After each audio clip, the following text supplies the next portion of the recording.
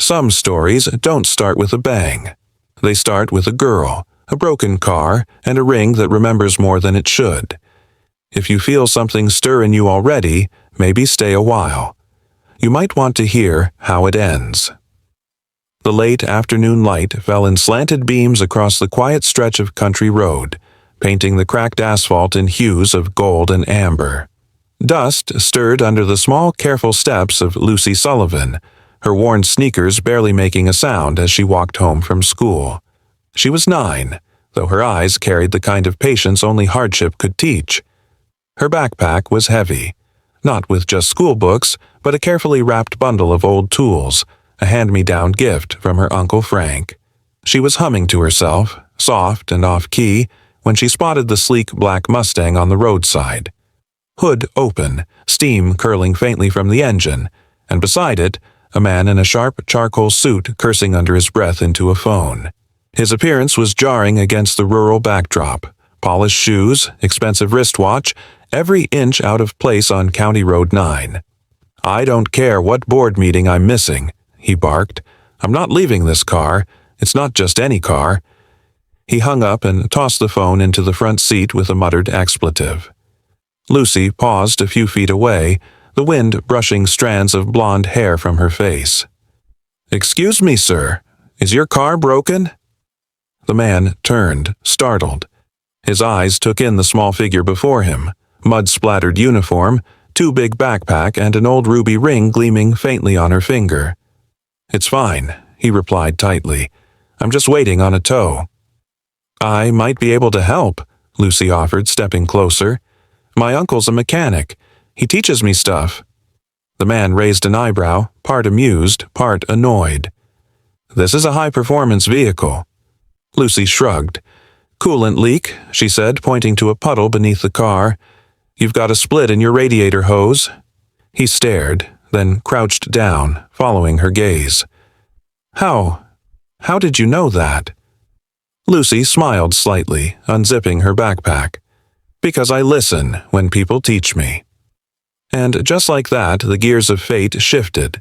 David Mercer had built his fortune on instinct, reading people, predicting markets, outmaneuvering titans twice his age, but none of that prepared him for the calm authority with which this child took over his engine. He crouched beside her in silence as Lucy worked. She moved deliberately, hands nimble, explaining each motion like she was reciting a bedtime story. "This tape will hold for now. You'll need a new hose, though, and water, lots of water." David retrieved 2 bottles from the passenger seat, pouring them into the reservoir as she directed. And that's when he noticed it. The ring. It was far too large for her small hand, its ruby stone encased in filigreed gold and wrapped with fraying thread to keep it from slipping off. An heirloom, clearly, but not just any heirloom. His breath caught. The ring was identical. 15 years ago, in a sterile, echoing courtyard at Sunshine Children's Home, he'd knelt before a girl barely older than Lucy. Her name had been Lila. She clutched his hand like it was a lifeline, and he, a gangly teenager desperate to protect something pure in a world already compromised, had slid a ruby ring onto her finger. He had never told anyone, not even his mother. Now, here it was, on a stranger's hand, on her hand. There are memories we bury on purpose because digging them up means admitting we once believed in something. "That's a special ring," he said carefully. Lucy looked at it with quiet affection. "It was my mom's. She called it a promise ring. Said someday I'd understand what it meant." David nodded, but inside, everything reeled. The car rumbled back to life as the makeshift patch held. Lucy cheered softly. David just stared at her hand, the past crashing into the present like a wave that refused to recede. Something impossible had just happened, and it was only beginning. The ride back to town was quiet at first, the Mustang humming beneath them with a cautious rhythm, like even the engine sensed something fragile was unfolding. David glanced at Lucy through the rearview mirror.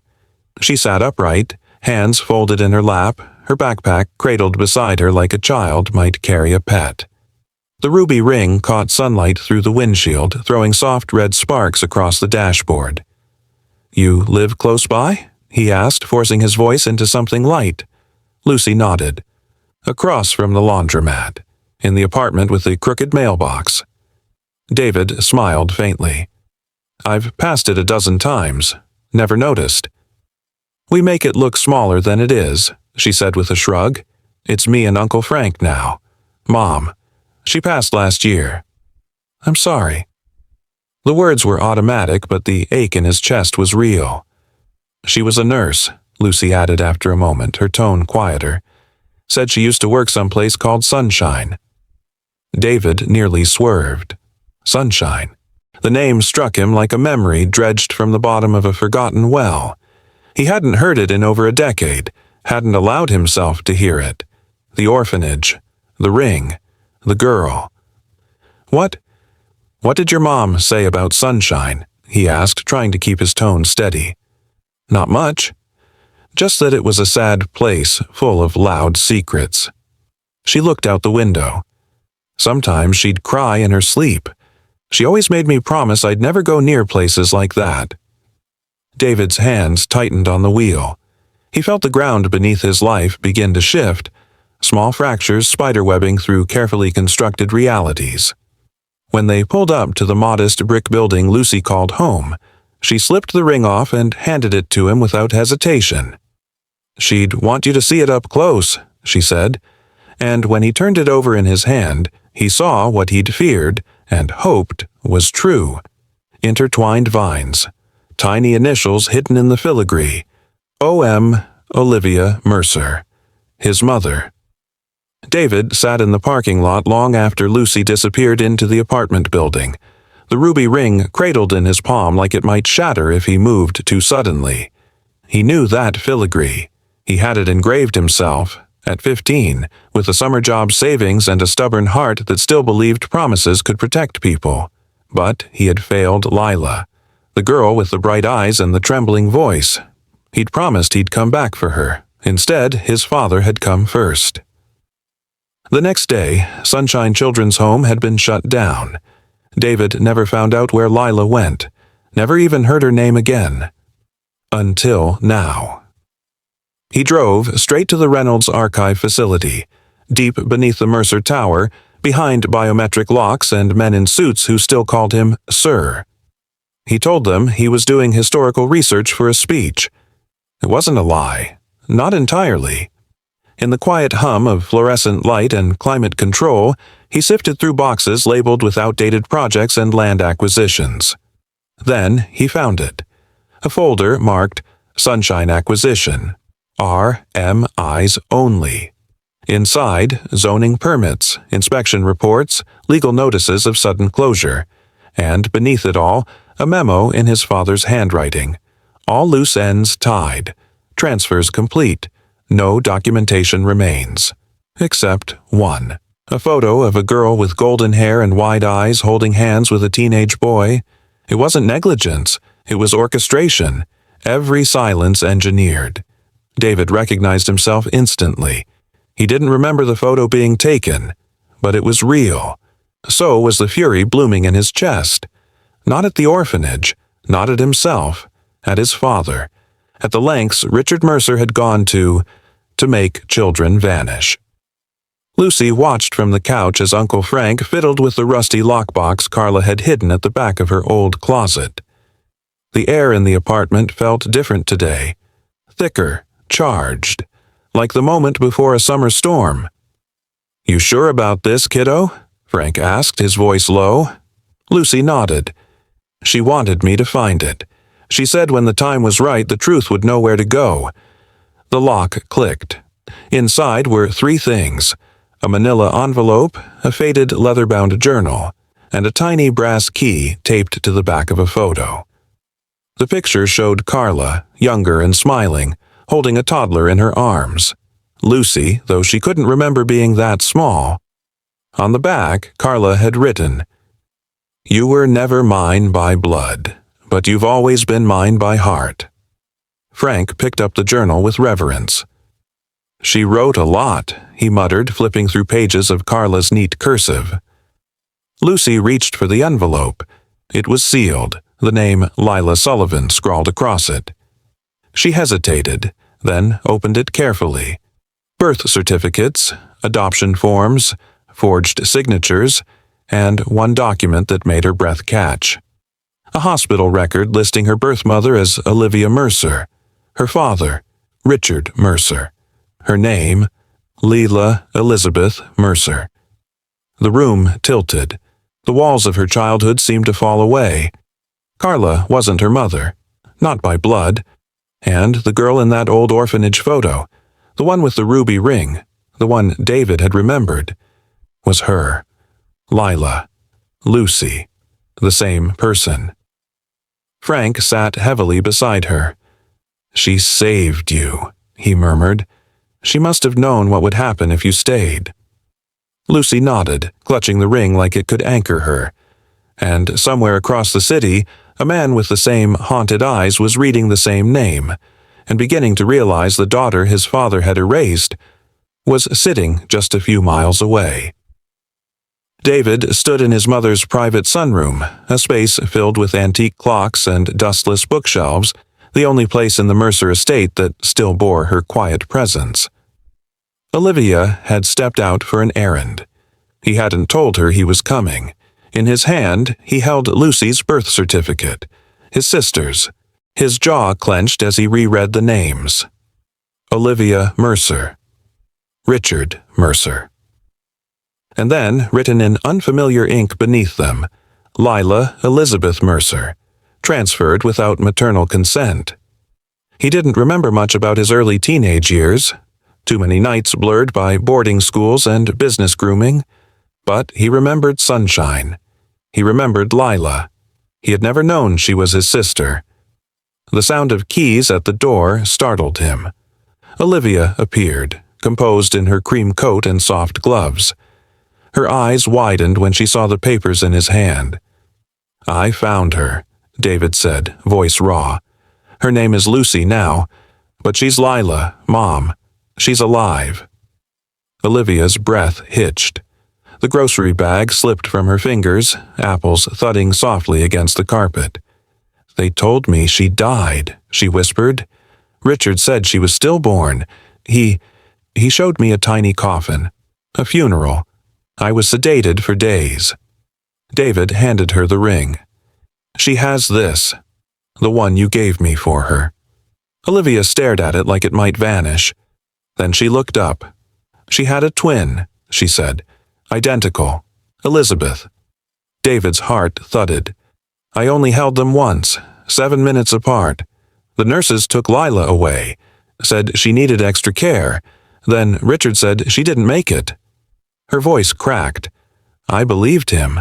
I let him bury her, but he wasn't burying a child. He was burying a truth." David sat beside her, the silence heavy with all the years they'd lost. If Lucy had been erased so easily, how much of his own life had been real? "She's mine," Olivia asked, barely above a breath. "She's ours," David replied, "and she's everything he wanted to control." In that moment, the sunroom felt colder. The antique clocks ticked louder, and two Mercers, mother and son, realized the family they thought they'd lost had never truly been gone, just hidden, stolen, and now, maybe finally, coming home. The cathedral was nearly empty when David arrived. Morning light poured through stained glass in fractured colors, casting flickering blues and reds across the pews. Olivia sat in the last row, her posture still and regal, a woman whose silence had carried decades of grief. He slipped into the pew beside her, the ruby ring clasped gently in his hand. "I keep wondering," she said quietly, "how much of my life was real, and how much of it was a performance staged by Richard." David didn't answer. "I always thought I failed her," Olivia continued, "that Lila died because I wasn't strong enough to ask questions." "You didn't fail anyone," David said, voice steady. "You were manipulated, just like the rest of us." She turned to him. "And now?" He met her gaze. "She's alive, she's bright, tough as nails, and she has your eyes." Olivia pressed a gloved hand to her lips, tears slipping beneath her lashes. "Does she know?" "Not everything. Not yet." Olivia nodded slowly. "She was the quiet one," she murmured. "Elizabeth cried for hours. Lila barely made a sound, just opened those wide eyes like she was already watching everything." David hesitated. "Do you think she's really gone?" "Elizabeth?" Olivia looked away. "I don't know. Richard showed me a certificate. But now, I can't trust any of it." She reached into her handbag and removed something small, a second ruby ring, identical to the one David had returned. "I had them made when I found out I was having twins," she said. "2 girls, 2 promises." She placed it in David's palm, her fingers trembling. "When you see her again," Olivia said, "tell her I never stopped looking. Not even when I was told she didn't exist." Outside, the city moved on as if nothing had changed. But inside that cathedral, a mother mourned a child stolen, and whispered hope to the one still waiting to be found. Richard Mercer's office sat at the top of the tower like a throne above a kingdom, all glass and marble and calculated distance. When David stepped through the heavy doors, he didn't expect warmth, but the cold, measured silence still chilled him. Richard stood with his back turned, watching the skyline. "I hear you've been visiting ghosts." David didn't respond. "Sunshine," Richard continued. "Olivia, even that girl from Queens, you always did have a savior complex." "She's your daughter," David said. Richard finally turned. His expression was unreadable, eyes like polished steel. "You sound certain." "I have proof?" Richard chuckled. "Proof is subjective in this world. Do you know what isn't? Power, perception. Those are the currencies that matter. You lied to my mother. You buried a child who wasn't dead. You built your legacy on erasing people." "I protected my legacy," Richard snapped. "Lila, Lucy, whatever name she uses, was never meant to survive past the experiment. She was a contingency. That's all." David's stomach turned. "She's a person, a child." "She's leverage," Richard said coldly. "Or she was, until you got sentimental." David stepped closer. "What are you planning for her? What's supposed to happen on her 18th birthday?" Richard smiled, a slow, chilling curve. "You're asking the wrong questions, son. You should be asking why I adopted you, out of all the orphans." The air thickened. David stared, heart pounding. "What are you talking about?" But Richard had already turned back to the window, dismissing him like a contract unsigned. "Some truths," he said softly, "are heavier than blood." The diner was tucked beneath an overpass on the edge of Brooklyn, the kind of place where the Formica booths still bore names carved by bored teenagers and the jukebox hadn't worked in years. It was the perfect place to meet when you didn't want to be found. David arrived first, taking the booth farthest from the window. He ordered coffee he wouldn't drink and waited. 15 minutes later, Frank walked in with Lucy close behind.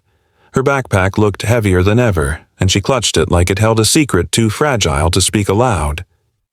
"Thought we were done with rich people," Frank muttered, sliding into the booth opposite David. "We are," David replied. "I'm just a brother now, not a Mercer." Lucy tilted her head. "So it's true." David nodded. "We have the same mother, Olivia." Lucy didn't blink. "What about my dad?" David hesitated. "He's not someone you need to know more than you already do." Frank's jaw flexed. "We found something." Lucy reached into her bag and pulled out the ruby ring. "Watch this." She twisted the band carefully. There was a click. A hidden compartment slid open, revealing a speck of black. Microfilm. David stared. "Where did she—" "Carla must have hidden it," Frank said. "She told Lucy the ring was a promise. She never said to who." Later that night, in a 24-hour copy center that smelled of toner and old dreams, the three huddled over a microfiche reader. What they saw chilled them. A ledger of names, payments, code names, tied to something labeled Project Gemini. Each entry ended with the same signature: Richard Mercer. Bribes, David whispered. Transfers, medical notes, experimentation. He turned to Lucy, voice tight. This wasn't just about you. He's been using children for years. You weren't the exception. Lucy's small hand found his under the table. But maybe, she said softly, I'm the one who stops it. Maybe she wasn't the orphan in this story. Maybe they all were, drifting until a child reminded them how to fight. The fluorescent lights flickered above their heads as David slowly flipped through the digital images projected from the microfilm. Line after line of cold, clinical data appeared: names, dates, destinations. All beneath the heading, Project Gemini, Genetic Integrity Study, Phase 2. Frank leaned closer, lips pressed in a grim line. This is bigger than adoption fraud. David nodded. It's genetic tracking. Twin studies, controlled separations. He was collecting outcomes, measuring performance, development, even psychological response. Lucy's brow furrowed. Like they were testing kids. David swallowed. Yes, separating identical twins, placing one in privilege, the other in hardship, monitoring both, comparing the results. Frank slammed a palm against the table. That's not science. That's cruelty. One entry stood out, a name David recognized instantly. Lila Elizabeth Mercer. Status: special handling required. Twin: Elizabeth Huntington. Status: confidential placement. His heart stopped. She's alive, he whispered. Elizabeth didn't die. She was adopted by the Huntingtons. Lucy looked up, eyes wide. That's Victoria's last name. Your fiancé. David shook his head. Ex-fiancé. But my father arranged it. I thought the engagement was a business merger. Turns out it was a reunion. Your dad planted her in your life? Frank asked, disbelief dripping from every word. David opened his phone and pulled up a text he hadn't shared yet. From Victoria. You were right. I found something. He planned the car breakdown. He tracked Lucy's route. He's been watching her for years. I didn't know, David. I swear, I didn't know. She was his asset, David muttered. Just like I was. Just like Lucy. Frank's expression turned dark. So what now? You gonna confront him? Go to the press? No, David said, eyes hardening. We do it in front of the world, on his stage, where he can't silence us. He pulled out an invitation, Richard's latest PR triumph, the groundbreaking ceremony for Sunlight Plaza.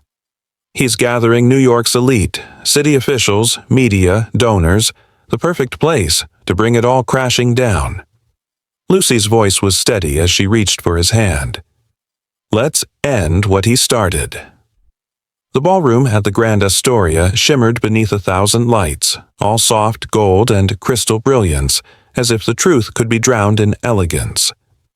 Sunlight Plaza banners lined the walls, Richard Mercer's face smiling down from every corner like a monarch presiding over his court. Waiters in white gloves glided between tables carrying champagne, and news cameras clicked in rhythmic bursts. Everything gleamed.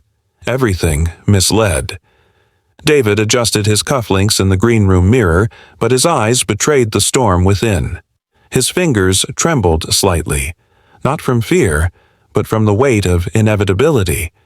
The truth had been hidden so long, it almost felt criminal to say it aloud.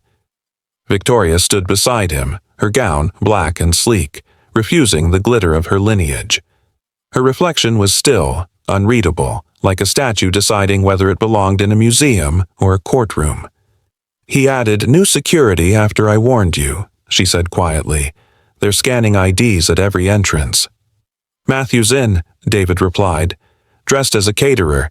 He's planted the USB in the media console. The files are ready.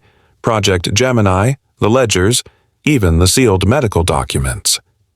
Victoria handed him a second flash drive, slimmer, polished.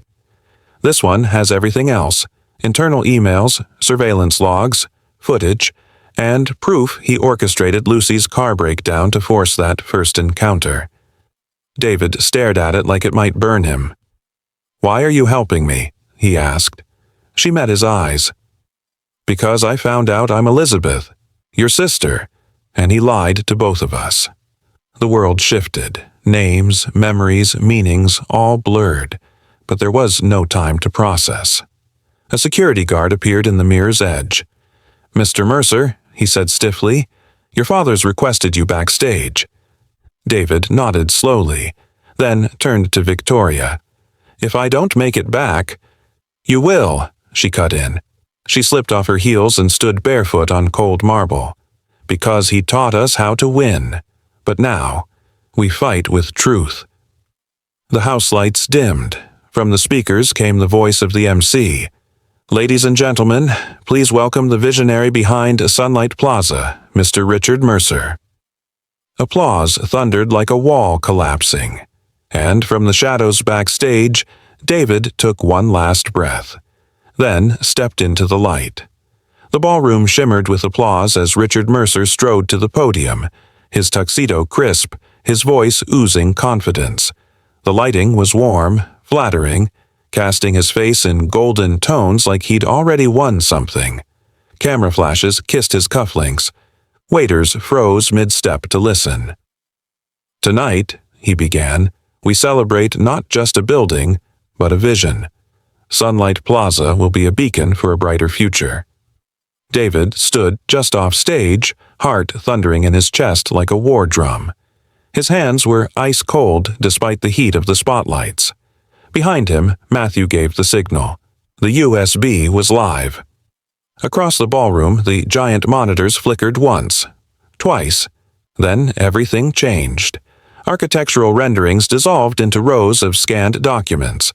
Legal memos, signature pages, lists of names. The ambient music faded as a low murmur rolled through the crowd. David stepped forward.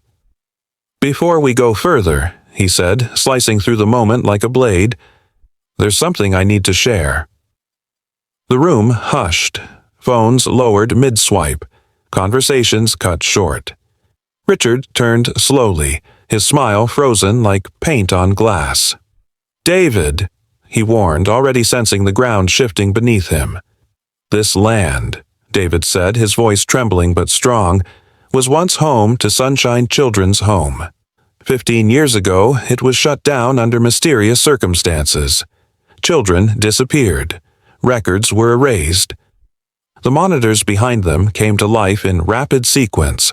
Project Gemini, photographs of Lucy as a baby, ledgers showing illegal payments, charts, sealed documents.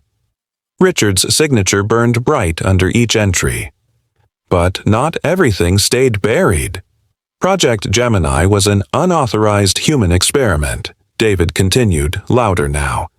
Dozens of twins were separated at birth, monitored, manipulated, measured like data points, including me and my sister. Gasps rose like a wave. Someone dropped a wine glass. It shattered on marble, punctuating the silence. Whispers erupted.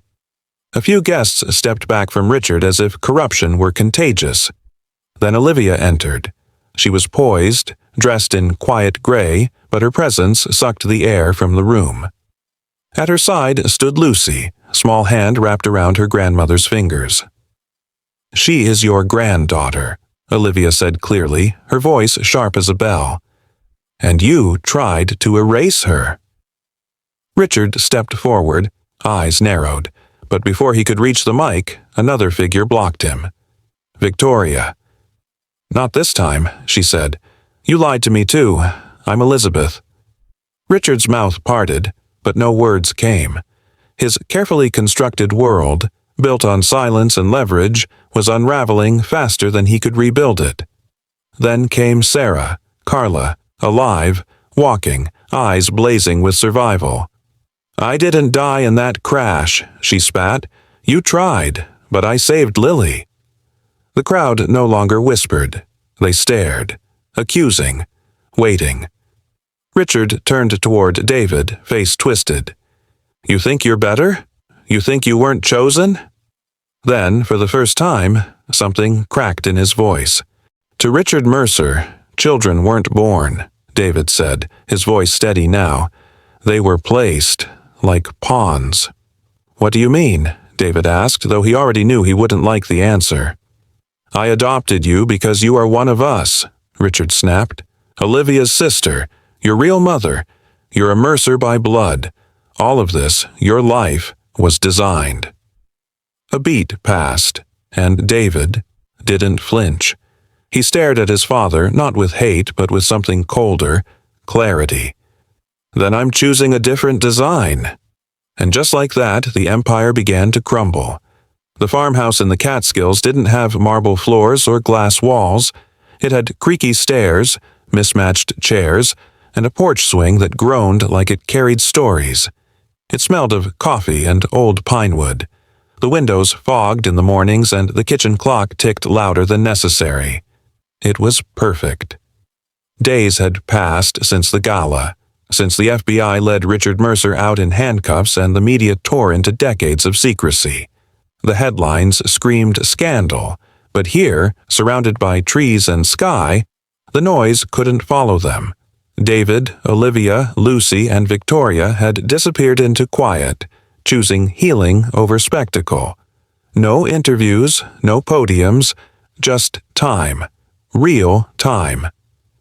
Matthew stood in the kitchen, frying eggs with military precision, as if order could rebuild something inside him. Sarah leaned against the counter, arms crossed, watching Lucy explain the science of capillary action using folded paper towels and colored water. Her voice was confident, assured, like she finally knew she belonged. David sat at the window, staring across acres of bare, healing land. Outside, the wind pushed softly through fields that once held buried truths. In his lap, a manila envelope, the settlement papers. The ink had dried days ago, but his fingers kept tracing the edges like the weight of his decision still needed feeling. He'd forfeited most of his inheritance, redirecting it to a victim's fund for children like Lucy.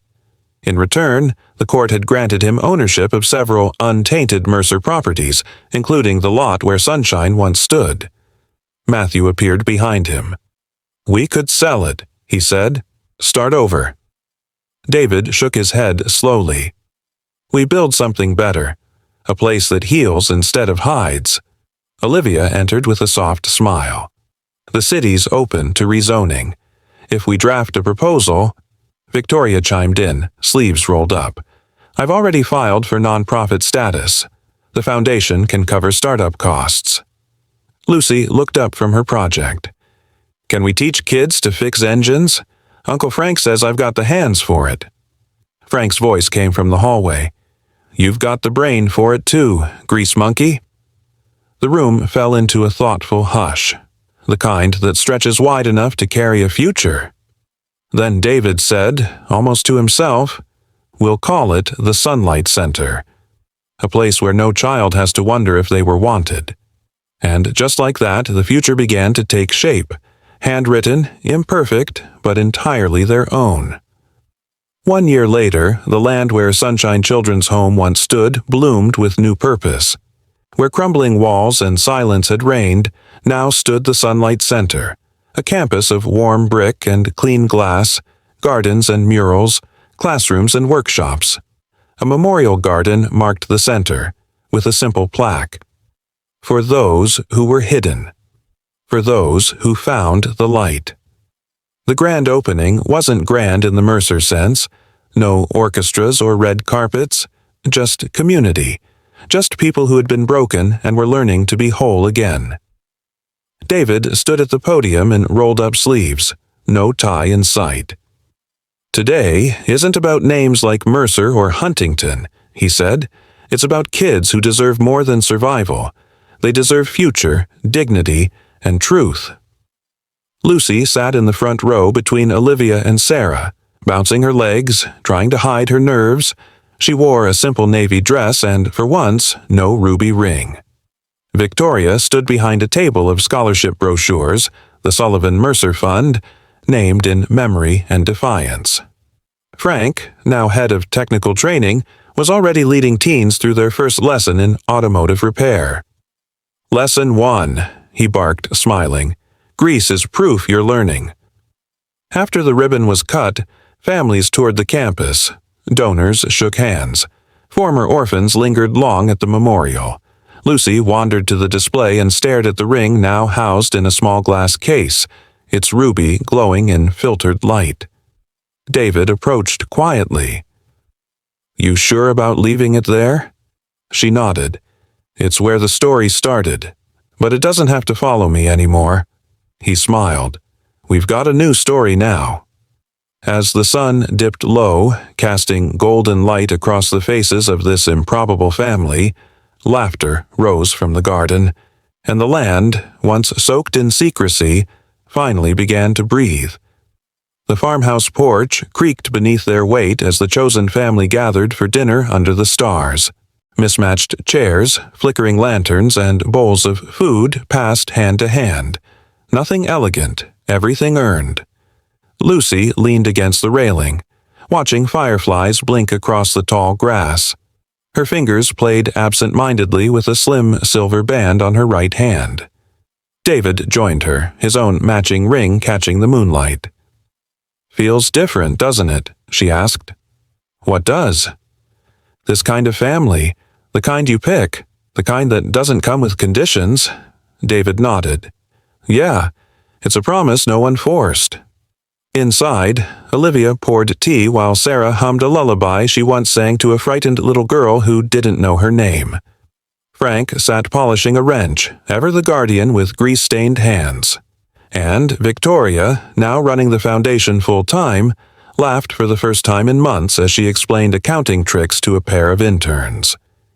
Each of them wore the same silver band, a simple symbol, unadorned but deliberate. Lucy turned to David. "Do you think Elizabeth would have stayed if she'd known?" "She didn't have a choice," David said softly. "None of us did, until now." Lucy looked toward the horizon. "Then let's never let anyone else decide for us again." As the evening waned, stories were traded like old coins, memories softened by healing, hopes stitched into the spaces that once held fear.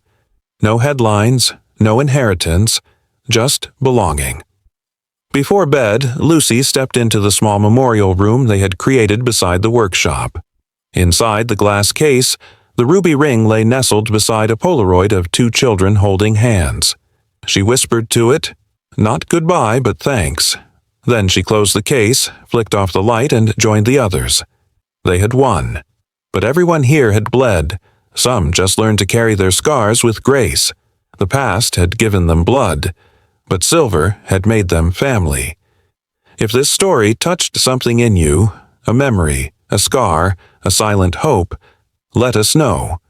Drop a comment, share it with someone who still believes in second chances, or just hit that like button as your quiet way of saying, "I understand."